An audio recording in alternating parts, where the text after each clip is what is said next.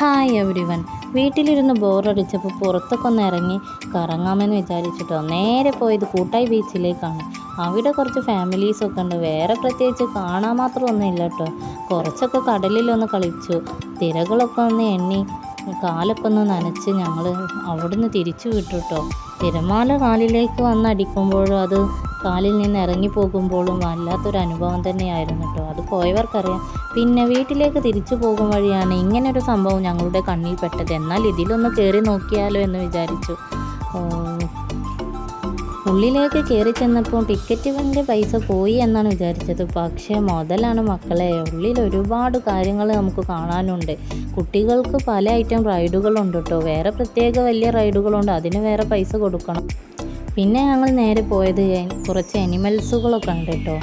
ആട്, താറാവ്, ഒട്ടകപ്പക്ഷി, കോഴി, പലതരം ഫാൻസി കോഴികൾ, പിന്നെ കിളികൾ, പാമ്പ്, മീൻ, ഷുഗർ സ്പൈഡർ, അങ്ങനെ പലതരം എനിമൽസും ബേഡ്സും ഒക്കെ ഉണ്ട് കേട്ടോ. ഇത് കണ്ടപ്പോഴാണ് ടിക്കറ്റ് മുതലായെന്ന് ഞങ്ങൾക്ക് മനസ്സിലായത്.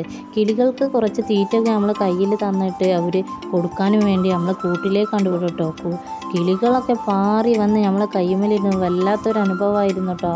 ഞാൻ ആദ്യമായിട്ടാണ് എൻ്റെ കയ്യിൽ ഇത്രയധികം കിളികൾ വന്നിരിക്കുന്നത് കേട്ടോ. എല്ലാ കിളികളും നല്ല സുന്ദരികളായിരുന്നു കേട്ടോ.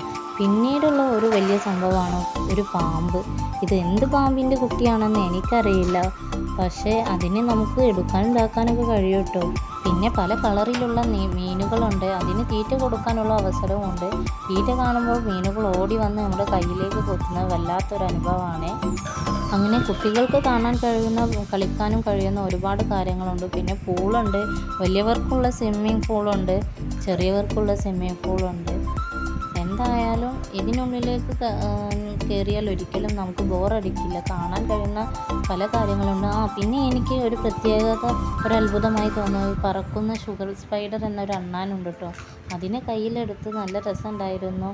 കുട്ടികളൊക്കെ അത്ഭുതത്തോടെ നോക്കുമായിരുന്നു. പിന്നീട് അവിടെ ഒരു അത്ഭുതമായൊരു കാഴ്ച കണ്ടത് ഒരു പാറ, ആ പാറക്ക് മുകളിൽ മറ്റൊരു പാറ. അപ്പം അങ്ങനെ കുറച്ചൊക്കെ കുട്ടികളായിട്ട് പാർക്കിലൊക്കെ കളിച്ച് ഞങ്ങൾ അവിടെ നിന്ന് ഇറങ്ങിയിട്ട് നൈറ്റിലത്തെ ഒരു വ്യൂ ഇതാ ഇങ്ങനെയാണ്. എന്താ